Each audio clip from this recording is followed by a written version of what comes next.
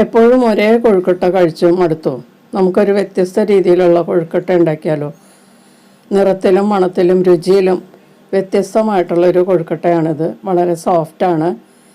കഴിക്കും തോറും നമുക്കിത് വീണ്ടും വീണ്ടും കഴിക്കാൻ തോന്നും.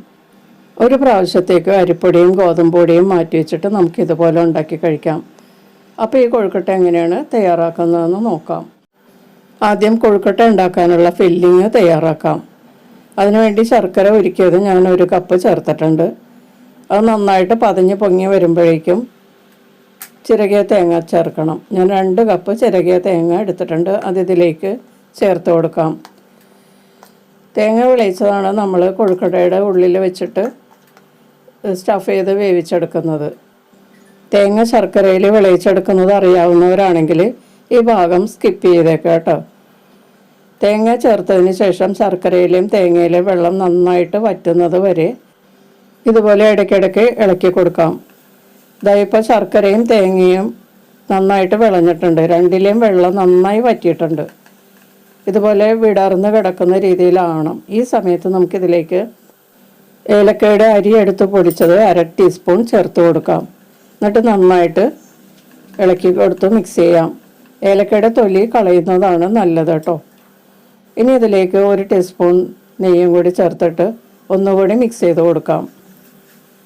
അപ്പോൾ ഈ തേങ്ങ വിളയിച്ചതിന് നല്ലൊരു ടേസ്റ്റും നല്ല മാർദ്ദവും ഉണ്ടാവും. അതുകൊണ്ടാണ് നെയ്യ് ചേർക്കുന്നത്. നെയ്യ് ചേർക്കുന്നത് ഇഷ്ടമല്ലാത്തവർക്ക് അവോയ്ഡ് ചെയ്യാം. ഇപ്പം നമ്മളുടെ ശർക്കര വിളയിച്ചത് റെഡി ആയിട്ടുണ്ട്. ഇനി ഒരു കുഴിവുള്ള പാത്രത്തിലേക്ക് നമുക്ക് മാവിനുള്ള പൊടിയെടുക്കാം. ഞാനിവിടെ 2 കപ്പ് ചോളപ്പൊടിയാണ് എടുത്തിരിക്കുന്നത്, അതായത് കോൺ പൗഡർ. ഇനി ഒരു കുഴിവുള്ള പാനിലേക്ക് 3 കപ്പ് വെള്ളം ചേർത്ത് കൊടുക്കാം. ഇതിലേക്ക് ആവശ്യമുള്ള ഉപ്പും കൂടി ചേർത്ത് കൊടുക്കാം. ഇനി മൂടി വെച്ച് ഇതൊന്ന് നല്ലതുപോലെ തിളപ്പിക്കാം. വെള്ളം ഇതുപോലെ വെട്ടി തിളക്കുമ്പോൾ ഇതിലേക്ക് 1 ടീസ്പൂൺ നെയ്യും കൂടി ചേർത്തിട്ടൊന്ന് മിക്സ് ചെയ്യാം. ഇനി നമ്മൾ നേരത്തെ എടുത്തു വെച്ചിരിക്കുന്ന കോൺ പൗഡർ ഇതിലേക്ക് ഇട്ട് കൊടുത്ത് നന്നായിട്ട് ഇളക്കി കൊടുത്ത് ഒന്ന് വാട്ടിയെടുക്കാം. നേരിയ തീയിൽ വേണം നമ്മൾ ഈ പൊടി ചേർക്കുമ്പോൾ കുക്ക് ചെയ്യേണ്ടത് കേട്ടോ. നന്നായി ഇളക്കി കൊടുത്ത് നമ്മൾ ഇടിയപ്പത്തിനൊക്കെ വാട്ടിയെടുക്കുന്നത് പോലെ നല്ലതുപോലെ വാട്ടിയെടുക്കണം. അതിനുശേഷം ഇത് സ്റ്റവിൽ നിന്ന് മാറ്റി നേരെ ചൂടാകുമ്പോഴേക്കും നമുക്ക് കൈകൊണ്ട് നന്നായിട്ട് കുഴച്ചെടുക്കണം. ഇടയ്ക്കിടയ്ക്ക് തണുത്ത വെള്ളത്തിൽ കൈ മുക്കിയിട്ട് തേച്ച് കുഴക്കുകയാണെങ്കിൽ ഇത് പെട്ടെന്ന് തേച്ച് കുഴച്ചെടുക്കാൻ പറ്റും.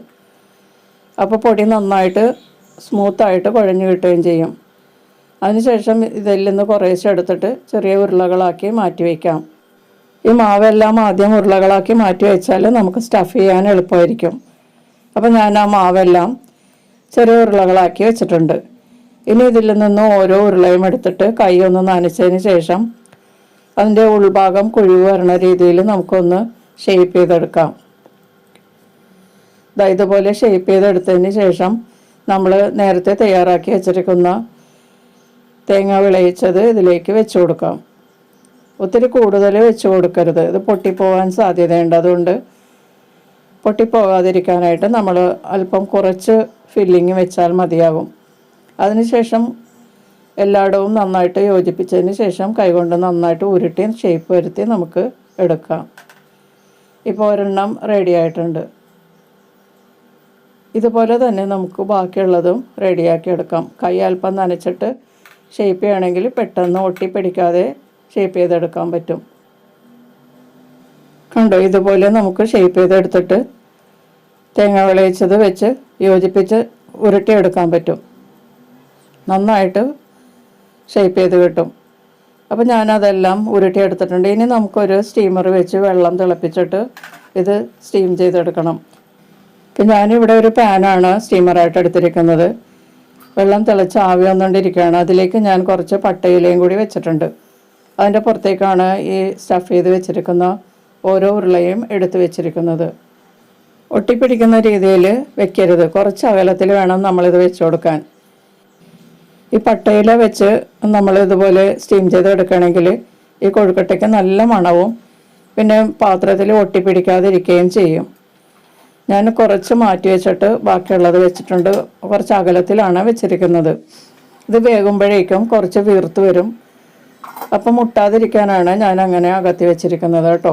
ഇപ്പോൾ ഇതെല്ലാം റെഡി ആയിട്ടുണ്ട്. ഒരു 20 മിനിറ്റാണ് നമ്മളിത് വേവിക്കേണ്ടത്. തണുത്തതിന് ശേഷം നമുക്ക് പാത്രത്തിലേക്ക് മാറ്റാം. ഇലയിൽ വെച്ചതുകൊണ്ട് നല്ല മണമാണ് കേട്ടോ ഈ കൊഴുക്കട്ടയ്ക്ക്. അതുപോലെ ഇതിൻ്റെ താഴെ ഒന്നും പാത്രത്തിൽ ഒട്ടിപ്പിടിച്ചിട്ടുമില്ല.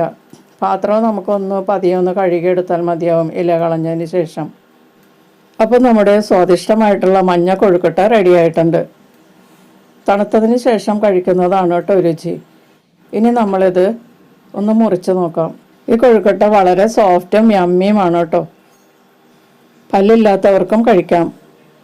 നല്ല സ്മൂത്ത് ആയിട്ടുള്ള കവറിങ് ആണ്. നമ്മൾ അരിപ്പൊടി കൊണ്ട് ഉണ്ടാക്കിയാലും ഇത്രയും സോഫ്റ്റ്നെസ് ഉണ്ടാവില്ല. ഫില്ലിങ് കൂടുതലായിട്ട് വെക്കാത്തത് കൊണ്ട് ഇത് പൊട്ടിപ്പോയിട്ടില്ല. ഒരെണ്ണം പോലും പൊട്ടിയിട്ടില്ല. കണ്ടില്ലേ? അപ്പോൾ ഈ പ്രാവശ്യത്തെ കൊഴുക്കട്ട നിങ്ങളെല്ലാവരും ഇതുപോലുള്ള ഒരു മഞ്ഞ കൊഴുക്കട്ട ഉണ്ടാക്കി കഴിക്കുക. നമുക്ക് മറ്റൊരു റെസിപ്പിയുമായി വീണ്ടും കാണാം. Thank you.